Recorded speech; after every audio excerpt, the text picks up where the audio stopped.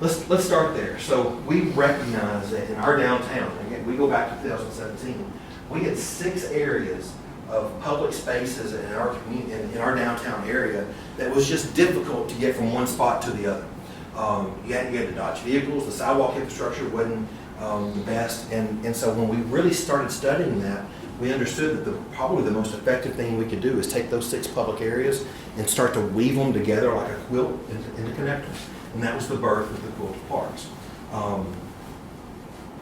When we combine that with our bike-ped strategic plan, and we understand what it is we want to do from the cyclist standpoint, we asked our citizens, where do you want to go? The thing that we heard, and I think this is, maybe it's another slide that I'll show you next. We did the bike-ped plan about the same time that the transportation department was doing the transportation street plan.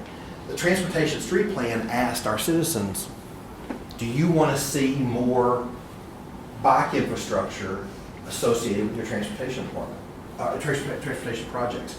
87% of the people responded and said yes.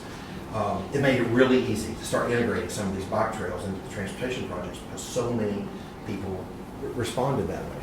So we built this map. Again, not every road needs bike infrastructure next to it, but how do we get it where it's accessible enough and available enough that everybody in our community benefits from it? Well, when we get done with this, and we're not all the way there yet, we're probably 70% of the way, but when we get done with this, 81% of our residents will live within a quarter of a mile of a bike trail. Again, it's part of building a city for the humans. It's not about the car, it's not about the bike, it's about the people that live there. I'm not going to sit here and tell you that we're going to eliminate all the traffic in Bentonville. We're not. But what if 5% of the people that live there ride their bike to work or ride their bike to school on a daily basis? It gets you through one traffic signal a little bit quicker. You get home 5 minutes earlier because of it. It eliminates maybe one case of road rage in that. So that's good for all of us, right? I think the big win through that bike-ped plan that happened at the same time as the master street plan, we were able to take those 2 plans and integrate them as well. And then we were able to pass it by ordinance. Well, we had passed our bike-ped plan for years through a resolution that really didn't have any teeth behind it. When we passed it by ordinance, it required the local developers that if they were along that master street map, that they had to build the infrastructure for us. So they donated the right-of-way, or they dedicated the right-of-way, and they actually built that trail. The bad side of that is you end up with a couple segments. The good news is that you end up with a couple segments. And those segments are built for you. They're built by the local developer, and we're able to come in and fill in those gaps in the long run. Anybody in transportation will understand what these things are, but you understand that it doesn't have to be an on-street bike lane. It can be a shared use path adjacent to it called side path.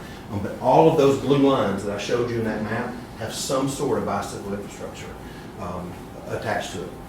This is one of those projects. This is actually a road diet that we did on 3rd Street. This used to be a 3-lane road with about 14, 15 foot wide lanes. Cars used to drive down this road at 50 miles an hour. The turning lanes were into driveways. So we were able to convince the former transportation director, he's moved on to the private sector now, of like, hey, let's shrink the lanes, let's slow vehicular traffic down, let's create a 2-way bike lane through there. And so we have 2 lanes of vehicular traffic, 1 bike lane, and let's create a corridor that heads out to the west part of our community and tie it back into our downtown. And that's our 3rd Street project. The next project is our 8th Street project.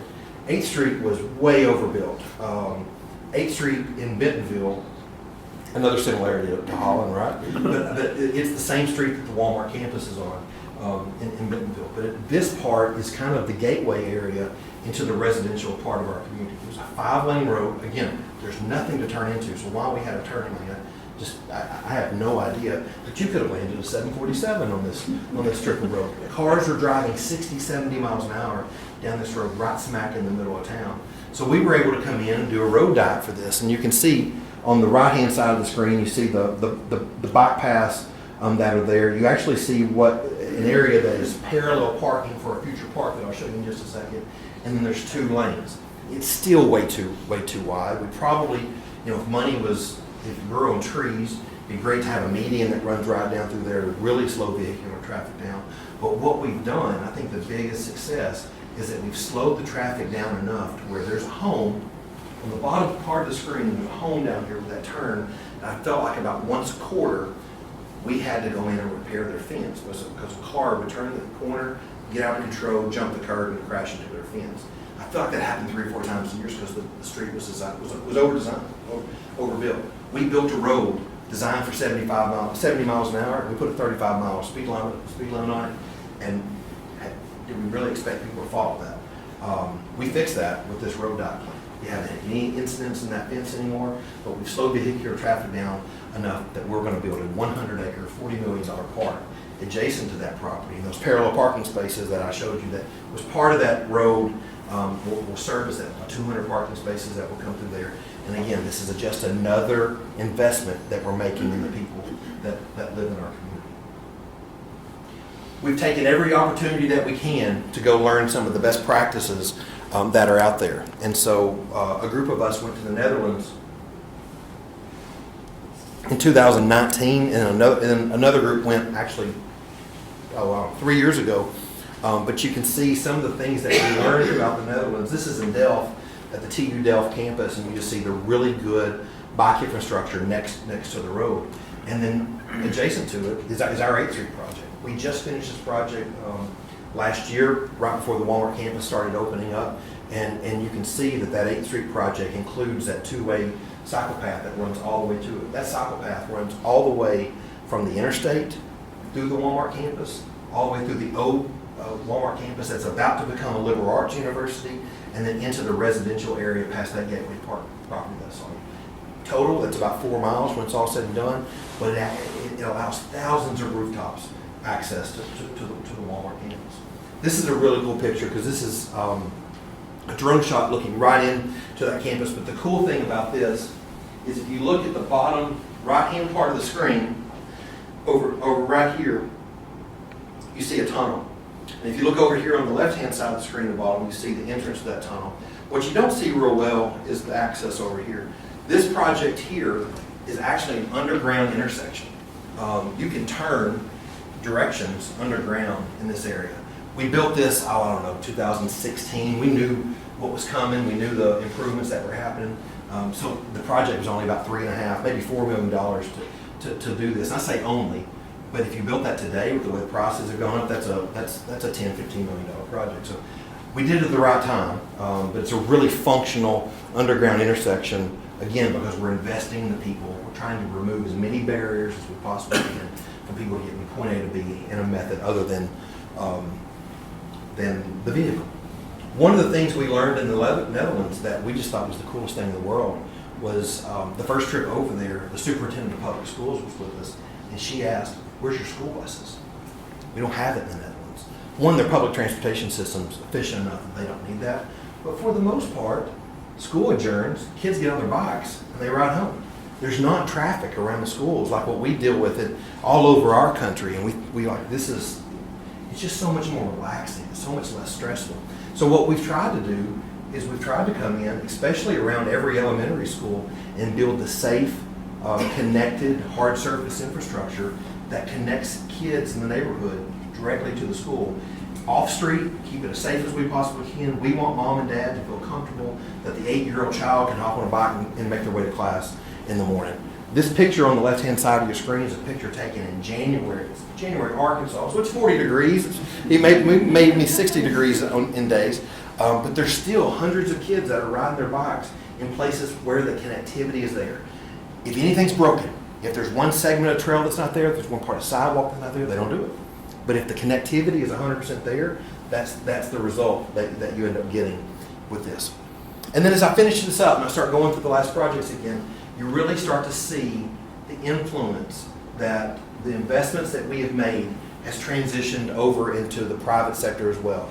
This is a new office building that's in downtown Bentonville. It's actually right behind my office. It was designed originally to be like a WeWork. WeWork happened, and they're like, well, we're not going to be WeWork, but it's called the Ledger. It's bicycle accessible all the way to the 6th floor if you want to ride up it. And on an e-bike, it's certainly doable. But you really can ride your bike up all the way to the bike ramp to one of the top floors. Take your bike into your office if you're on the sixth floor. There's showers in every hallway. There's private restrooms where you're able to get dressed. If you really want to ride your bike to work every day, work in the ledger, it's a great place to be able to do that. Maybe the biggest victory that we've had in Bentonville over the years is the Walmart campus and how the Razorback Greenway actually goes right through the middle of campus. I remember talking to one of the team members when they first rolled this out. And I said, where's the Greenway going to go? And he said to me, he's like, our thought process is to bring the Greenway, go up around the side along J Street. And the reason we're doing that is that we don't want the protesters, and it doesn't happen very often, but there's time people will roll out and they'll stand in front of the Walmart campus and pay more, get better insurance and those kinds of things. They didn't want it to be right in front of the CEO's office. So what we did is we worked with Walmart and we said, well, let's find a way for you to continue to own the Razorback Greenway. You own and manage that land. Let's give an alternate route around there. So if the protest ever happens, your security can remove people from the private property, but there's still public access around the building. At the end of the day, I've worked in Bentonville for almost 19 years. I've seen 2 protests involving insurance, pay rates, those kinds of things that probably would shut the Razorback Greenway down. Do we really want to reroute the 1.5 miles of trail through the middle of the campus that brings so many associates to work every day, gives them the opportunity to work every day and ride their bike to work every day for 2 events every 18 years? And so we were able to compromise and work with them, and the Razorback Greenway goes right through the middle of this campus. Now, back to that Quilted Parks project, we talked about weaving these 5 or 6 parks together, and we're doing that with a central promenade. We removed the vehicles off of A Street and we built a promenade. It was inspired again by our friends in the Netherlands from public plazas in the city centers that you see in those spaces. I remember being in The Hague right in front of this picture and talking to the mayor and like, wouldn't this be great to have these kinds of settings in our outdoor areas in downtown Bentonville? Think about the sense of place that we really could give in this district and to serve our citizens. So we came up with this concept of Lawrence Plaza to the north and then actually removing an old parking lot to the south and turning it into a public plaza and connecting it all through a pedestrian promenade. What we've seen, and we just kind of ribbon in November, is that we've already seen a new mega hotel being built on that, and there's another new development. We already see that this isn't just a recreation project, this is an economic development project. So you see it from the bird's eye view, you start to understand what Bentonville looked like, as recent as 3 or 4 years ago. But this was a 2-lane road in front of the county courthouse, and fast forward to today, that's our promenade. It's used for pedestrians, it's used by people on bikes, but at the end of the day, it's used by people. And that's the cool thing. We've been open 4 months, and it's been so rewarding to sit there and to sit on the park bench and see how the humans are using it exactly as we designed. It's the home of our farmers market, it's the home of art markets, different festivals and those kinds of things. I'm partial to this picture. Those 2 girls are, the one on the left is mine, my partner, that's her cousin that's right there next to him, but that's in front of the county courthouse. I think I showed you that picture already. But understand the sense of place in those very areas that are right through there. Lawrence Plaza is our ice rink. Y'all got a fantastic one. I'm so proud of what y'all done. Then Jeff and I were down there yesterday, but ours opened about 13 years ago, and our promenade goes right through that public space.